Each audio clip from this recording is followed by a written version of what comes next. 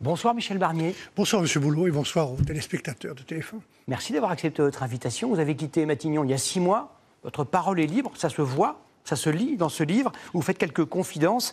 D'abord, je vais vous poser une question. Livre qui ne concerne pas seulement Matignon. Bien sûr, bien des années précédentes. Une longue route que j'ai essayé de tracer, un peu singulière. Je voulais juste d'abord vous poser une question d'actualité. Vous avez vu ces événements, ces violences en marge du sacre du Paris Saint-Germain. Le ministre de l'Intérieur, Bruno Retailleau, parle de barbares.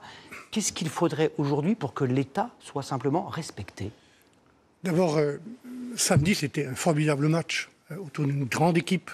Grande fierté pour Paris, la région, pour tout notre pays. Et c'est extrêmement dommage que tout ça soit sali, abîmé par des barbares, par des actes de barbarie, par des gens qui se croient tout permis et impunis.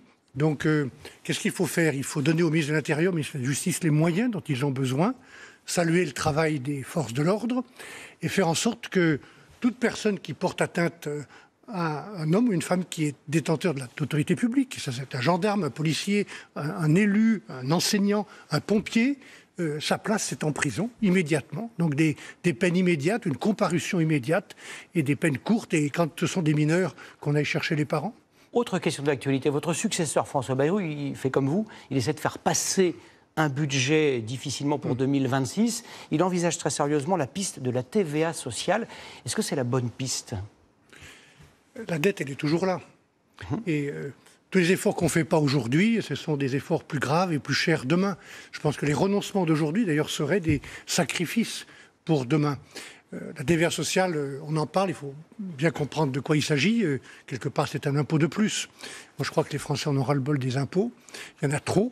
Et donc, la priorité, c'est de réduire les dépenses, de dépenser moins et de dépenser mieux. Et c'est possible. La preuve, c'est que dans beaucoup de communes, dans beaucoup de régions, dans beaucoup de départements, on le fait. Dépenser moins et dépenser mieux.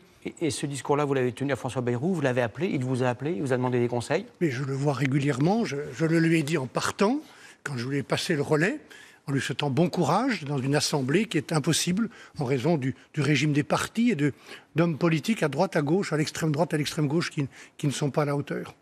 Pour redonner la parole aux Français, est-ce que vous pensez, comme François Bayrou, qu'il faut instaurer la proportionnelle? Je vous dis ça parce que les leaders de votre parti, Laurent Wauquiez, Bruno Retailleau, sont absolument contre. Vous également? C'est une position que nous avons prise ensemble. Je suis d'ailleurs dans l'équipe qui dirige maintenant les Républicains solidaires, et nous sommes tous d'accord pour considérer que l'instabilité que j'ai connue, une assemblée où il n'y a pas de majorité claire, c'est comme ça que je suis tombé.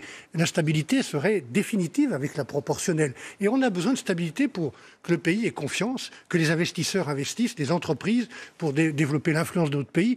Donc faire la proportionnelle aujourd'hui, c'est l'instabilité garantie. Voilà pourquoi nous y sommes opposés. Et malgré tout, votre parti reste dans le gouvernement. Mais pour l'instant, elle n'est pas faite. J'espère que le Premier ministre, qui écoute tout le monde, et pas seulement les Républicains, il y a dans sa propre majorité des gens qui sont contre la proportionnelle, comme le groupe Horizon. Je souhaite qu'il écoute tout le monde et puis qu'il se concentre sur les sujets importants. Réduire la dette, une action qui rétablisse l'ordre aux frontières et dans la rue. Et déjà, si on fait ça, ça sera pas mal. J'ai une question importante et rapide. Est-ce que ce livre, c'est une manière de dire, vous pouvez éventuellement compter sur moi pour 2027, je pourrais, avec un S, être candidat à certaines conditions? Je vais être très franc, M. Boulot.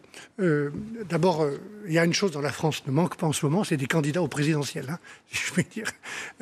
Moi, je me suis toujours posé une question tout au long de ma vie politique, et dans ce livre, où je décris beaucoup d'étapes de cette longue vie, je me suis toujours posé une question, aussi bien en Savoie, comme élu local, qu'à Matignon. Est-ce que je peux rendre la situation qu'on me confie meilleure à la fin qu'au début? Et la réponse est? Et la réponse est qu'elle n'est pas pour aujourd'hui. Elle est que si les circonstances et le destin font que je dois me poser à nouveau cette question d'être candidat à l'élection présidentielle, je m'imposerai 3 exigences. Et je pense d'ailleurs que tous les candidats, lucidement, devraient s'imposer ces 3 exigences. 1, est-ce que je suis à la hauteur de la fonction? 2, est-ce que j'ai un projet, le bon projet pour la France? 3, est-ce que je peux rassembler les Français bien au-delà de mon camp? Voilà les 3 questions.